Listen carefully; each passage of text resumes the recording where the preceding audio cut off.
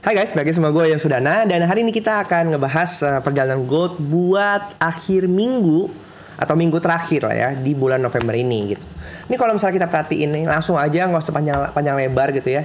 Ini kita ngelihat di sisi month-nya sendiri, balik lagi ke narasi bahwa ya, ini kita ngelihat bahwa gold itu selalu punya banyak rejection ya di area 2000 di sini guys nih. Ini area 2000 di sini. Ini selalu banyak rejection kayak gitu. Di video sebelumnya gue udah bilang bahwa ini kita nggak pernah nih closing di atas 2000 untuk month-nya. Selalu dari tahun 2020 ini closing di 80 reject ya kan. Kemudian ini 2022 reject lagi turun di 1938. Ini juga di April ya kan, kemudian di Mei juga sama gitu. Kita selalu reject tutup di bulan di 80. Even ini kita ngomong di Oktober ini paling tinggi ada di 2009 ya gitu. Dan dia kembali reject di 83 gitu closingnya. Nah sekarang pertanyaannya tinggal di bulan November. Bulan November ini kan tinggal beberapa hari lagi ya. Kalau misalnya kita hitung ya sebenarnya tinggal hari Senin, Selasa, Rabu, Kamis gitu. Karena hari Jumat itu tanggal 1 Desember dan tanggal 1 Desember udah berganti bulan gitu. Jadi kita tinggal sisa sebenarnya practically 4 trading days di akhir bulan November.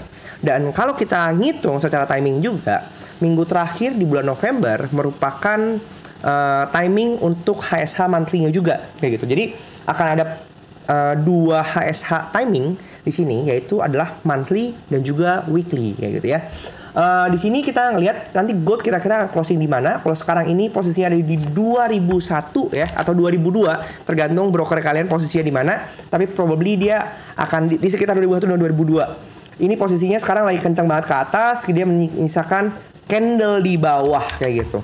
Nah, di sisi lain gue mau ngasih kalian ingetin lagi perspektif bahwa kita ini udah masuk di timing semuanya practically target ya.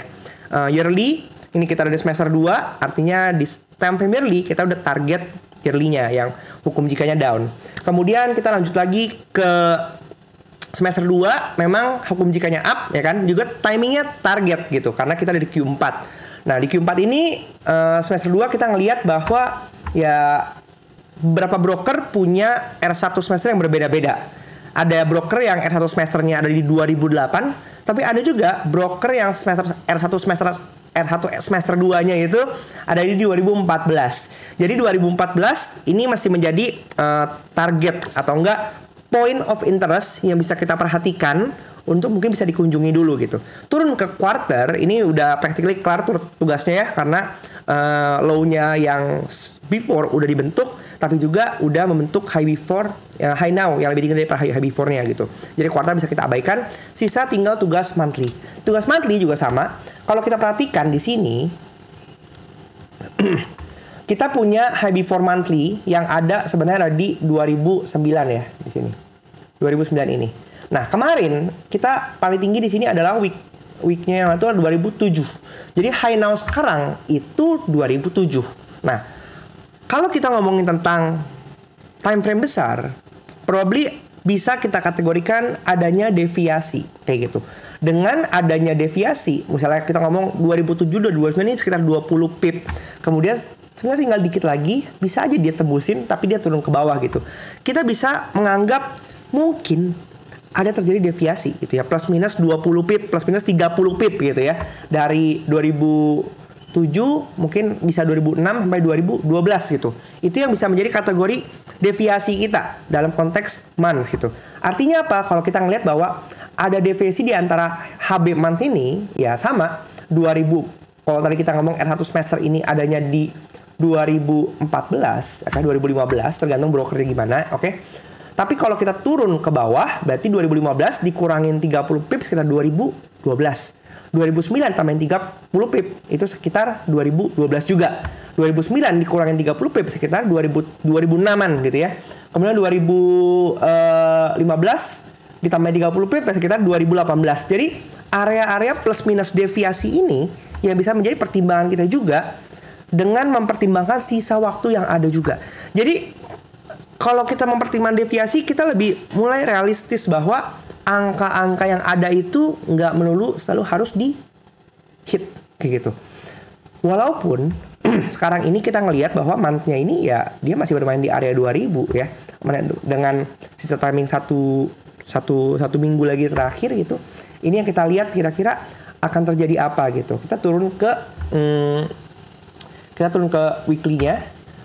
Weekly-nya ini sama, dia masih weekly yang strong kencang ke atas karena masih sejalan dengan hukum jikanya ya, yang kalau misalnya kita perhatikan ya di sini hukum jikanya minggu lalu itu kan week-nya up maka 1940, kemudian di sini open-nya di 1977 gitu. Jadi di sini high before weekly-nya memang udah diselesaikan ya kan di hari Senin atau Selasa gitu, saya lupa. Kemudian dia lanjut untuk kejar tugas month-nya. Tapi again tugas month-nya pun kemarin di reject ya, udah sempat 2007 ini, makanya dia menyisakan high now week-nya itu ya sekitar 2007 yang ini gitu. Nah 2007 ini menjadi patokan kita apakah minggu depan 2007 ini akan dilanjutkan, di break lagi untuk hit HB monthly-nya ya, yang ada di ini 2009, kemudian mungkin bisa ngejar ke R1 semesternya yang 2015. Setelah itu practically tugas ya untuk time frame besar sudah selesai ya kalau misalnya kita kategorikan itu, karena memang kita udah nggak ngeliat lagi ini ada macam-macam apa sih, ada imbalance lagi. Tapi ini mungkin coba kita cek ya, ini udah ketutup belum ya, ini harus sedikit gap di sini ya, ini belum ketutup ya. Jadi ini mungkin ini bisa menjadi area yang perlu kita perhatikan juga, karena kemarin ini sedikit di atas HB monthly, ada di sini ada sedikit body candle yang nggak nutup di sini. Ini ya bisa menjadi mungkin perhatian kita ya. Berarti ini kita bisa menjadi POI-nya kita 2010 ya kan. Berarti balik lagi nih, ada terjadi deviasi ya. Cocok nih. Dia 2010, 2007 plus minus 30 pip kayak gitu. Kemudian dari sisi weekly, probably area week ini juga menjadi area pantauan kita, karena dari area week ini bisa menjadi area sebenarnya ya sort of price imbalances kecil-kecil ya, yang ini juga bertepatan dengan R1 semester kayak gitu. Sisa-sisa itu doang ya menurut saya ya. Kemudian kita turun ke daily-nya. Di daily sendiri, di video live YouTube yang terakhir ya, saya udah sempat bilang bahwa kita mungkin bisa melihat adanya potensi chart pattern double top di sini. Kalau kita memperhatikan area top 1, kemudian ini top 2 begitu. Andaikan saja dia pun membuat wick kemudian closing di bawah, kita masih bisa kategorikan kalau ngomongin chart pattern. Ini tipikal technical analysis yang biasa dilakukan oleh orang-orang ya, bukan kita nggak mengikuti apa namanya Koptah, karena Koptah kita hanya bisa hanya refer ke posisi open high low-nya aja gitu. Tapi kalau misalnya kita ngelihat menggunakan pendekatan lain ya dari sisi technical analysis chart pattern, kita bisa melihat potensi double top di sini kayak gitu. Walaupun di sini kemarin sempat mikir wah ini udah jadi nih double top-nya nih, tapi ternyata mungkin belum. Karena ya masih bisa nih di area 2006 gitu ya, kalau dia bisa membentuk seperti ini dulu baru kemudian turun, sebenarnya oke juga gitu. Karena buat saya kalau misalnya ada terjadi candle yang di sini agak kecil merah, kemudian dia retest kemudian lanjut lagi, menurut saya itu akan menjadi lebih konfirmasi menarik ya. Terutama di area di sini juga bisa menjadi area ini sekitar berapa nih, 1958 sampai 1971, ini ada area demand di daily. Kemudian nextnya ya sebenarnya 1930 yang menjadi potensi menjadi area neckline untuk double top di daily-nya gitu. Karena kalau misalnya terjadi double top di daily, ini lumayan panjang range-nya. Kalau kita perhatikan ini seperti ini ya, anggaplah. Maka kalau kita tarik ke bawah, ini potensi areanya ada di sekitar 1850 untuk pertemuan double top ya kayak gitu. Nah, misalnya yang bisa terjadi ya kira-kira seperti inilah. Ini kan naik ya kan, naik turun begini, dia break, dia retest, dia lanjut ke bawah sini gitu. Probably dari sini ketika kita lihat kira-kira seperti apa, apakah dia masih mau lanjut ke bawah lagi atau enggak. Tuh. Kemudian dari sisi turun lagi, saya mau sedikit analisa ke area H4, oke. Di H4 sendiri kemarin kita udah ngeliat ya ada rejection di area atas juga gitu pasca news PMI gitu. Dengan terjadinya news PMI kemarin yang sebenarnya jelek, itu sebenarnya bisa menjadi tanda reversal ya. Apalagi kalau misalnya kita ngelihat kondisi makroekonominya, terutama di perang Israel dan Gaza yang mereka udah mulai nunjukin adanya gencatan senjata kayak gitu. Itu bisa menjadi katalis bahwa perang usai, artinya emas probably harganya akan turun, dan itu bisa menjadi katalis menurut saya. Seperti itu. Kemudian di H4 ini juga kita ngelihat adanya area gap ya di sekitar 19.770. Ini probably bisa menjadi area point of view yang menarik juga. Karena kalau kita perhatikan di sini harga cukup kembali bolak-balik ke area New Week Opening Gap. Ya. Di sini kita banyak lihat New Week Opening Gap di Oktober. Ini harga 1 ya kan, kembali 2, kemudian ini juga kembali 3. Jadi mereka harga masih bermain-main di area New Week Opening Gap di 28 dan 30 Oktober ini ya. Sedangkan ini juga sama, area kemarin pantulan, ini New Week Opening Gap di 4 November, 6 November. Ini juga menjadi area yang kuat ya, sejalan juga dengan ini area support ya. Support, resistance become support kayak gitu. Kemudian ini area selanjutnya adalah di sini ada 18 November yang juga ada gap juga di sini gitu. So ada banyak point of view yang menarik gitu. Tapi balik lagi kalau buat saya bisa aja potensinya dia masih akan naik sedikit ke atas, kemudian dibalik ke bawah, atau posisinya sampai ke 2015 itu yang bisa menjadi area target untuk penyelesaian tugas-tugas di monthly dan juga sekalian semesternya kayak gitu. Baru habis itu dia tutup akhir bulan probably bisa di bawah. Tapi kita lihat juga pencapaian di setiap time frame-nya gitu. Karena balik lagi pencapaian di time frame besar akan didukung oleh time frame kecilnya. Kalau misalnya kita ngelihat bahwa time frame kecilnya itu nggak menunjukkan mungkin pelemahan atau terjadi mungkin kita ngomong ngelihatnya break up, breakdown atau nggak perubahan anomali down di time frame kecilnya, ya kita akan masih melihat bahwa ya gold masih bisa kejar ke atasnya lagi kayak gitu. Oke. Terus kemudian saya coba mapping lagi di area di dekat-dekat sini ya sebenarnya.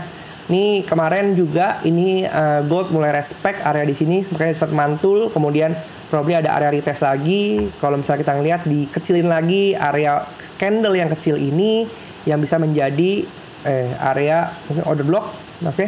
Di sini kita ngelihat di sini kotak yang merah ini yang saya tandain gitu. Kemarin dia sempat retest naik karena pas kemarin sempat YouTube live juga, bukan YouTube live, lebih ke Telegram live streaming di grup gitu ya. Saya coba lihat bahwa ini udah terjadi sebenarnya kalau di sini, ini area di sini ya, di sini udah di break karena ini bentuknya harusnya kalau buat saya kayak ini inducement atau ini inducement ya, atau pullbacknya.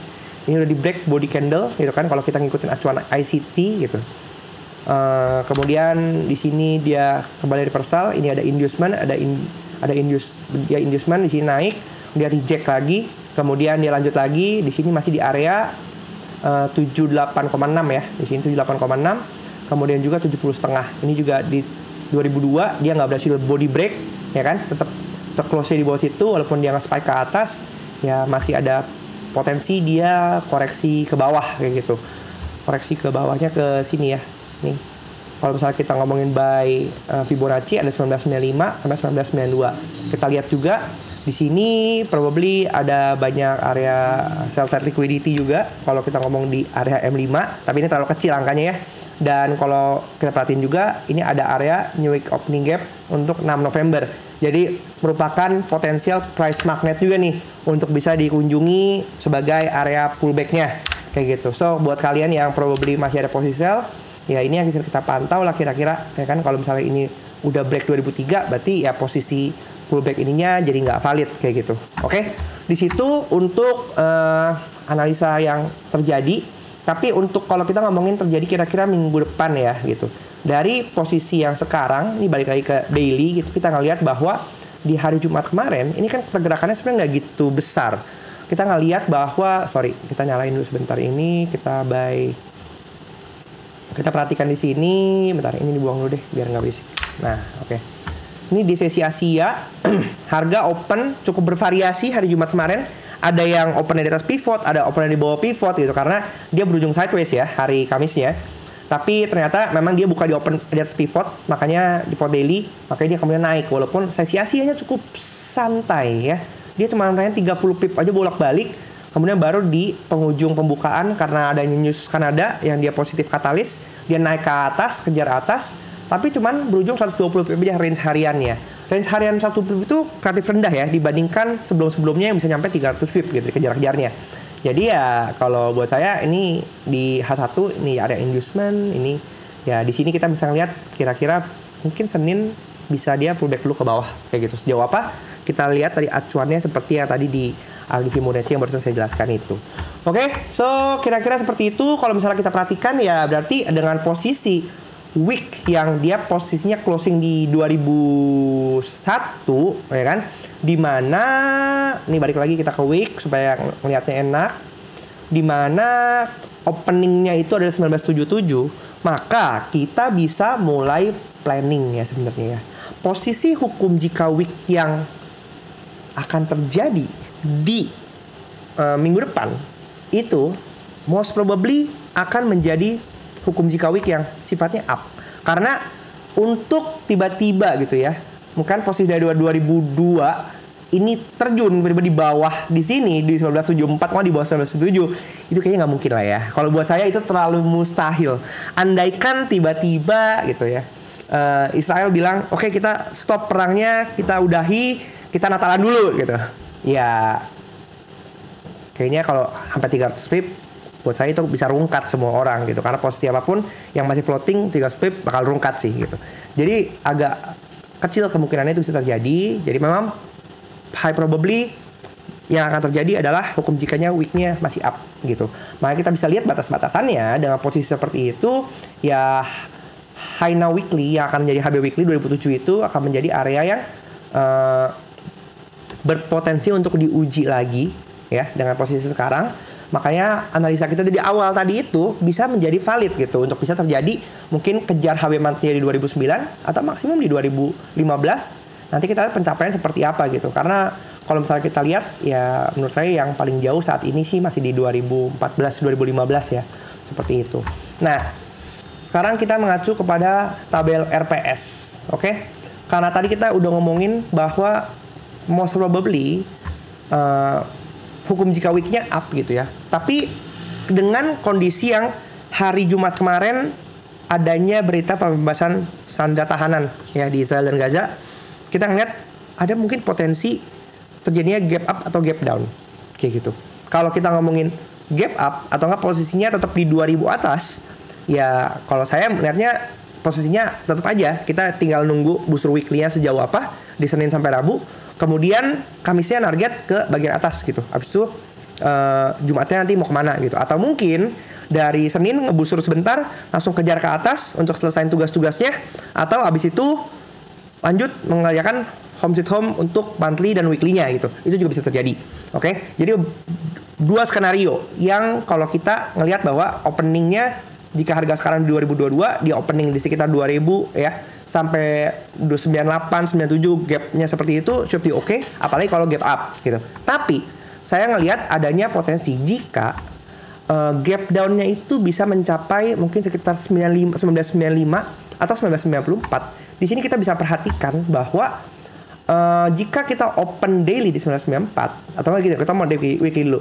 Jika open di area 1994 atau 1995, maka kita lihat dia posisinya up, daily-nya tetap up, oke? Karena practically dua-duanya ada di atas open before-nya. Tapi posisi pivotnya ya, dengan kita asumsi di 1994, pivot weekly ada di 87. Oke, ini tetap up berarti. Tapi di daily-nya ini ada posisinya di bawah. Jadi berpotensi daily-nya anomali down.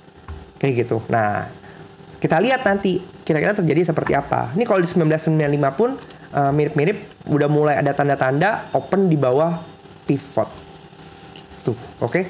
Dan kira-kira itu doang sih dari analisa saya coba untuk exercise di sini. Kalian juga bisa coba sendiri input aja datanya ke tabel RPS yang ada di Telegram bot. Kalian bisa exercise, kira-kira simulasiin kira-kira skenario apa yang bisa kita mainin dan kita antisipasi gitu. Karena kita selalu belajar untuk coba menganalisa dua arah. Kita nggak bisa memaksakan kehendak kita karena market bukan punya kita, dan analisa juga nggak bisa selalu benar. Kalau ada orang yang misalnya kayak analisa saya selalu benar kayak gitu, ya akan ada di mana bahwa analisa itu pasti akan salah, dan ketika terlalu confident ya akan menjadi bumerang juga buat kita. Ingatlah, namanya market bukan punya kita. Yang kita bisa lakukan adalah kita bisa mengantisipasi, menyiapkan beberapa skenario yang mungkin bisa menjadi plan kita juga gitu ketika market tidak berjalan dengan analisa kita gitu. Oke, last but not least, gue pengen ingetin juga bahwa hari Senin besok itu juga merupakan LDR. Jadi Senin mungkin akan terjadi pergerakan yang lumayan besar. Ya kalau melihat kayak gitu, kita tinggal lihat aja nanti harga opening Senin itu ada di mana dan pergerakannya seperti apa. Untuk day to day-nya kita bisa lihat, ngobrol di Telegram untuk lebih lanjutnya. Dan jangan lupa kalau misalnya kalian juga pengen trading untuk menggunakan Profirm, ini Funded Next lagi ada promo Black Friday sampai tanggal 30 November. Jadi kalian bisa ikutan gunakan promonya, atau untuk updated promonya kalian cek aja di video description. Gua akan update regularly untuk promo-promonya. Kalian bisa coba di sana, kalian bisa testing kalau misalnya kalian pengen trading menggunakan Profirm, modalnya lebih kecil tapi bisa trading dengan equity yang lebih besar, yang artinya resikonya juga bisa kalian kecilin lagi untuk kita lebih bisa ngejaga konsistensi kita, disiplin kita trading, jangan sampai ugal-ugalan. Kalau gitu, itu aja deh. Yaudah segitu aja video gua kali ini, udah lumayan panjang videonya. Jangan lupa untuk share video ini ke teman-teman kalian. Dan sama-sama kita belajar menjadi trader yang independen. Jangan sampai bergantung pada orang lain, karena orang lain pun nggak bisa menjamin keselamatan kita. Yang bisa melakukan itu adalah kita sendiri. Share, like video ini juga supaya lebih banyak orang yang bisa nonton dan belajar bareng-bareng. Sampai jumpa di video selanjutnya. Jangan lupa di subscribe. Bye.